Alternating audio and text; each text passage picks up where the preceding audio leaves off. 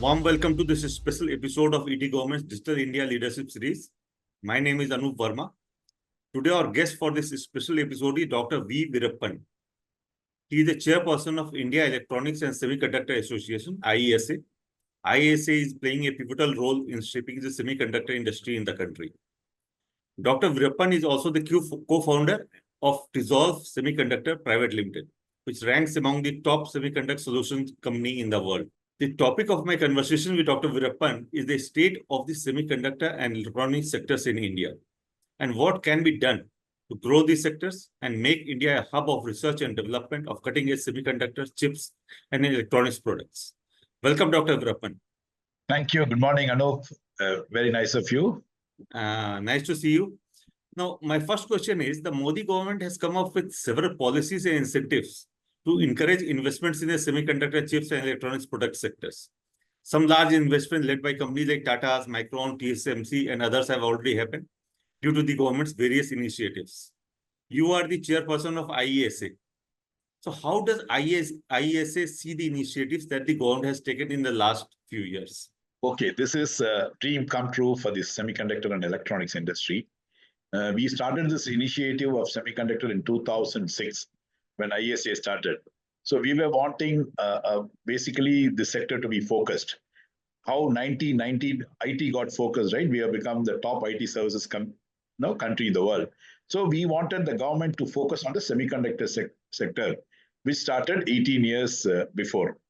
I think thanks to the last 3-4 years, things have really shaped up very well for semicon industry. First of all, they have started this India Semiconductor Mission in 2022, which is clear focus towards semiconductor industry. The government has given the first thing to come out is a fab. We, as a country, we never had a commercial fab till now, right? We have this fab like Semiconductor Complex Limited, BAL, and ITI, Sitar. These are all the non-commercial government fabs. These are the fabs which we have in the country, these 3 fabs. This is non-commercial. So we, as an industry, wanted the first wafer, commercial wafer, to come out of the country. I think thanks to this government huge focus on this sector, the ISM 1.0, 50% subsidy have been given to the fab by the central government, which has motivated Tata to come with the first fab in the country, commercial fab in the country in Dholera, Gujarat. The first wafer will come out in, as per Tata, is come out in 2027. So that means the first wafer out of India will come out in 2027, which is a very, very great news for all countrymen plus also the industry. Then we had a couple of OSATs, right? Packaging and testing companies. We have a couple of packaging and testing companies in the country, which is very, very small volume, 1 or 2. But now we have got approval for 4 OSATs, which is huge. Again, 50% cash subsidy from capital subsidy from central government, which is never seen in the country till now, right? This is a new policy which has come out. So the first packaged product will come out of Micron. First chip will come out of Micron this November 2024. So this is definitely, clear focus by the central government and also the state government. I should also tell, over and above this 50% subsidy, capital subsidy from this government of India, the state governments are competing with each other and giving a top of 20%, 25% to capital subsidy, and also a lot of other incentive, which is land, water, power, and other infrastructure. I think it is an effort by the central government, and some of the state governments have brought this industry to limelight today. And we are going to see the next 10 years is going to be huge semiconductor focused country. That's a very good development that we are now moving in this direction, and we might become a serious player in the semiconductor space in the next 4-5 years. However, yes, the current level of semiconductor manufacturing being pursued in India is limited in scope. The manufacturing is being done mostly on the basis of the technology or the IP held in other countries. Right. So how far are we from manufacturing something like the India chip, which is based on IP developed in Indian R&D labs? Correct. See, as of now, we don't have an India-made chip. Like I'm talking about not a small chips, like a big chips like microprocessor, Intel microprocessor, or NVIDIA, or Qualcomm. We don't have an India chip.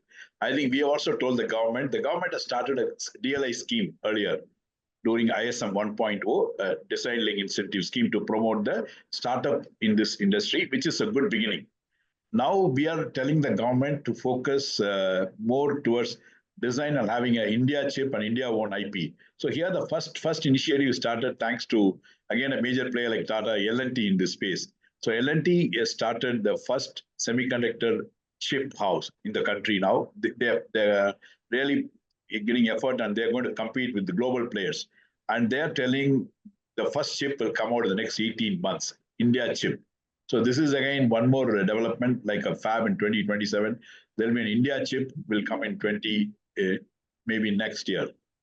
Okay. So a lot of focus, even ISM 2.0, when we had the roundtable with CM and the Prime Minister and also Mr. Ashwini Vaishnav, the Minister of Information Technology, very, very clearly, they said they're going to focus on design and the India product development. So India chip that we are building, that you talked about. So what will be the scope of this India chip? See, this basically what they are thinking, they have taken like 12 to 13 ICs, chips, which will be used in India. Okay. And not very high-end microprocessor and so on, but this can be fabbed in Tata Fab and can be supplied to Indian consumers. So they are focusing mostly on the power management side, which is not a very high-end, which will be a success for the Indian market. Okay. You are the co-founder of Tizolve, which provides crucial services in the area of testing and verification. So why is testing and verification important for India? See, basically what happened, right? You know, right? Every chip produced is tested. It is not like we do sample testing, right? And every chip which is first to be done engineering testing. So we need to qualify the chip as per the specification. The chip work is very, very critical space. You know, like once you have done the design goes to a fab. Then the fab, you get the wafer out. Before going into mass production, this wafer has to be probed and said the wafer is qualified for high volume wafer production. So that test plays a major role. And moreover, now this is all you have to design for test, design for manufacturing. So manufacturing and test plays a major role.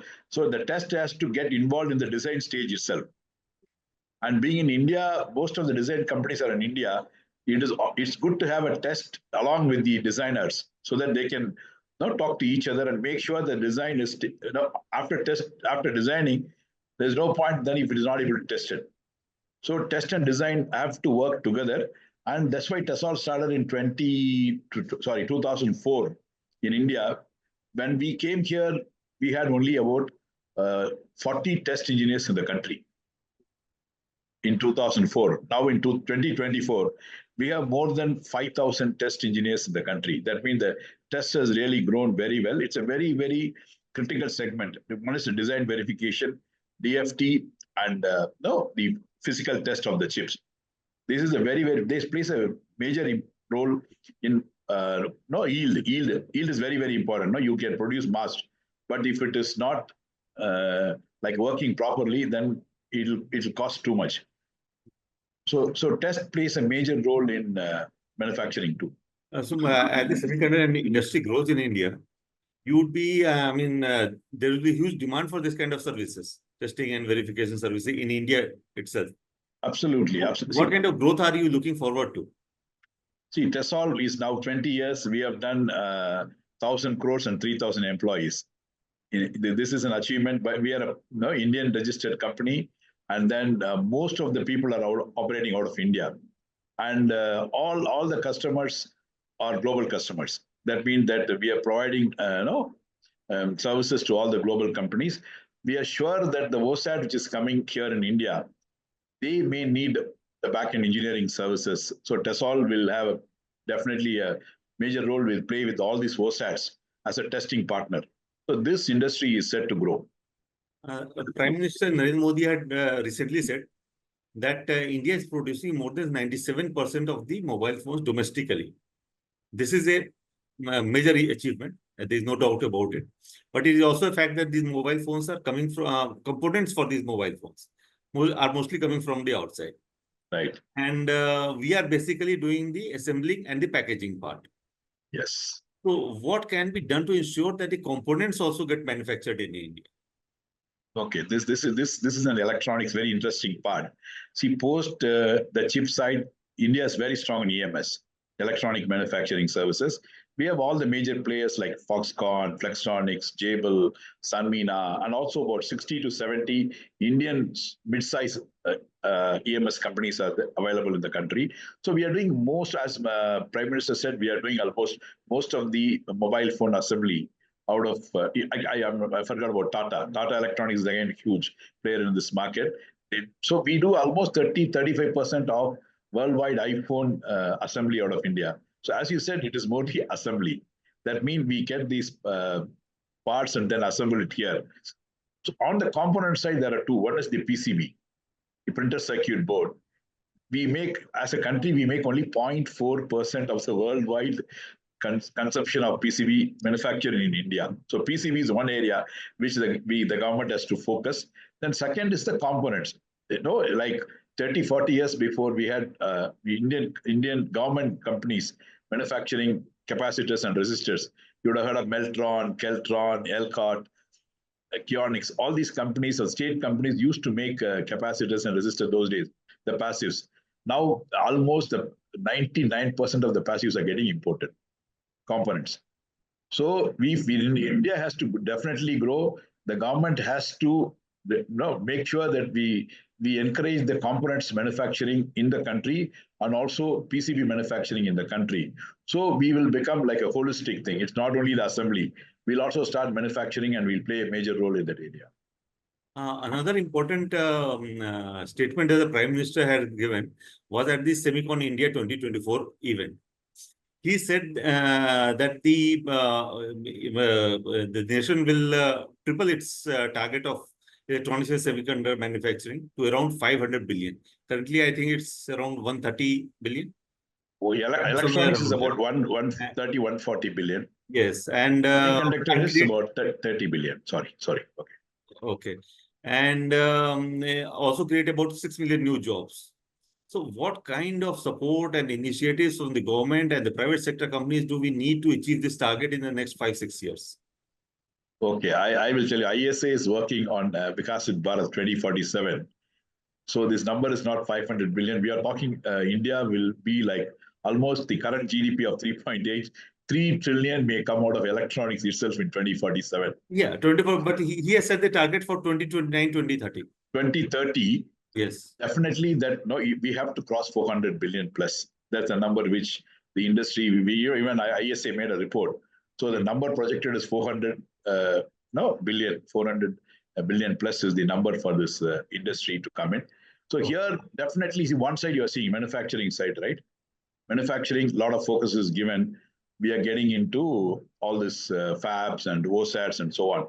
But maybe another couple of fabs have to come to India. Maybe a couple of OSATs have to come to India.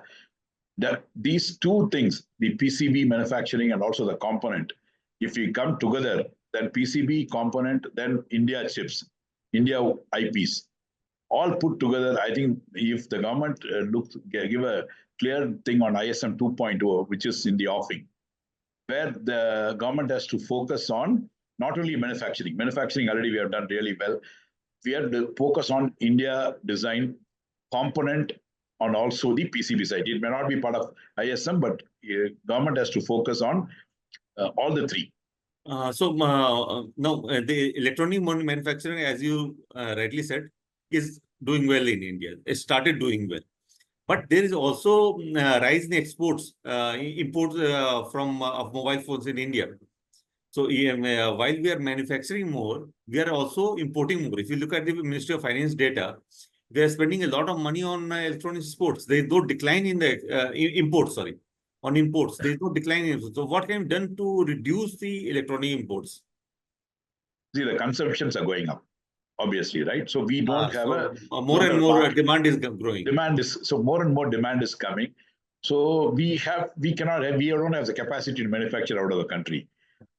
So basically, India has to come to the stage that we not only manufacture for our own consumption, but also export. See, these volumes can be done only if we start exporting. See, some of the mobile phone which we make here is being exported also, but the value addition is very less. We get everything and then assembled and give it back. So the value addition may be 6 or 7%. I always tell very, very clearly that the India IP, the India product has to be very much there if you have to go high on our our GDP numbers. If you have to really go, we have to have India product and India chips. IP out of India, registered out of India. In order to become an electronics powerhouse, India needs to be in a position to export its electronics products, like you said just now, that we are producing. But the country would need trade deals with nations that are big electronics markets. So do you have that kind of clout globally to get into trade deals in the major markets so that we can export our products, electronic products to those countries? Because it's a geopolitical, game, actually, exports. Just because you are manufacturing something here, it doesn't mean that you can export it. Exporting is something that is a very difficult thing today. Right. No, we have to look at the other countries. See, you can't look at China. You can't export to China. You can't export to Korea. You can't export to Taiwan. I think let's not get into that thing. Definitely, we can export to South Africa. If we have a bilateral deal with them that, okay, you are sending so much of electronics products here, so please accept something from us also. Yeah, I don't know how it'll work with the countries like China, Korea, and because they cost competitive. They'll be much cheaper than us because of the volumes. Okay. So we need to, as a country, we need to focus on the other markets, like South Africa, wherever, Sri Lanka, other countries we have to. But then I have a certain doubt on this, because if you are saying that our costs are not going to be as competitive as Chinese, so why should the people in Sri Lanka accept our products? They would rather buy from China, which is selling a cheaper product of the same quality. No. The problem is all because of volume. We have to make sure that we make more volumes out of countries. See, why China or Taiwan? Because they're making for the entire world. So they buy in bulk. So they get all these price advantages of buying volumes. So India has to come into the volume because we consume volume. And also we export, our volumes will be also almost equal to them. Then we'll become cost competitive. We can definitely. So basically it's all number game. The volume game, India have to go to volume game. One more issue that comes into the, when we talk about electronics and semiconductor manufacturing, is the issue of critical minerals. They are used for the batteries and for many other products. We don't have those resources. There are some reports that the huge deposits have been found in J&K. But it will take about 10-15 years for it to actually start producing something that can be used by the industry. And China currently has the monopoly on these minerals, almost the entire monopoly. So what can India do to, overcome this problem? Right. So this is basically, if you take the fab, the ecosystem and supply chain is very, very important, right? Most of these countries have got this. They are ahead of us, ahead of India. So basically, the government is clearly looking at, if they take a Tata fab, it needs about 150 to 160 ecosystem partners. The supply chain, you need chemicals, you need gases, you need silicon, you need so many things are there as a part of the whole thing. So I'm very happy that the government has looked this holistically. The ISM is not only given the subsidy on the cash side, they're also giving a clear boost of connecting the ecosystem partners to the country. Now there are a lot of things being done in Dholera. If you take, say, the Dholera local authority is working with the chemical companies for storage. They're working with the gas companies for bringing the gas supplies to India. A lot of policy changes are being worked out. I think the government is looking at a conducive environment and system for all these eco partners to come in, but it may take some time. It is a start now. Maybe, as you said, maybe about 5 or 6 years, India should be self-sufficient in this area. The one more focus area of the government has been on the startups and the MSMEs. So this has become one of the largest hubs of startups in the world in the last 5 years. Right. So many of these startups are in the electronics sector. But how because when we look at the electronics sector globally, some very large players are involved. who have not just financial and technological influence, but also geopolitical influence. So how difficult is it for the smaller electronics players in India to compete with these global giants? See, you see about unicorns, right? You take all the services. I think we have done very well, right? You are, even if we take the app side, like Swiggy's or Zomato's and so on, right? See, some of these app companies in India, unicorns have become very well because they service the huge market. So what we are telling is so many startups are there, but they're all very the very minimum, small size startups. They are one single product or double product. They have to come with some India killer product. Like somebody has to come with Apple phone out of India. Somebody has to come with, see, you even know, we think about it, all these product companies are focused on mid-sized market and smaller markets. They are not, no startup is focusing on a very high-end global market. These are all looking at mostly Indian market. They are developing products for India. If you take the startup, most of the startups in electronics is for product. Maybe in the area of camera, sensors, cybersecurity, and so on, right? Mostly all these are related to the product which the consumer uses in the country. So this is one area which is definitely needed. But again, will it become a major global player in this area is what we have to see. So government has to, apart from this starting the, promoting the startup, government has to look at promoting the global, we need to have more products which is a globally marketable product out of India. Thank you, Dr. Virappan, for your answers. And I think the growth of electronic sector is very important if India has to achieve the vision of Viksit Bharat by 2047. Exactly. No, Let's we hope told that what all that you are saying is comes true, and we are able to develop the semiconductor electronics industry in the country. Anup, all started when we told the government, if we go the same way, the current crude oil import is the largest import in the country. If we allow the same way to say import electronics the way what we are doing currently, this will cross the crude oil import, and the electronics import will become number one, the largest import in the country. I think that's the government got it at wake up. This is told by IESA. So this, I think, hit the government really well, and the government is, helping this sector very. I think we should thank the government for helping the semiconductor electronics sector to grow, and definitely in few years we will be the next IT. Like we are talking about Silicon Valley, Bangalore is the Silicon Valley of India, the software side. One day, I think India will become a huge success for semiconductor side too. Thank you. Thank you.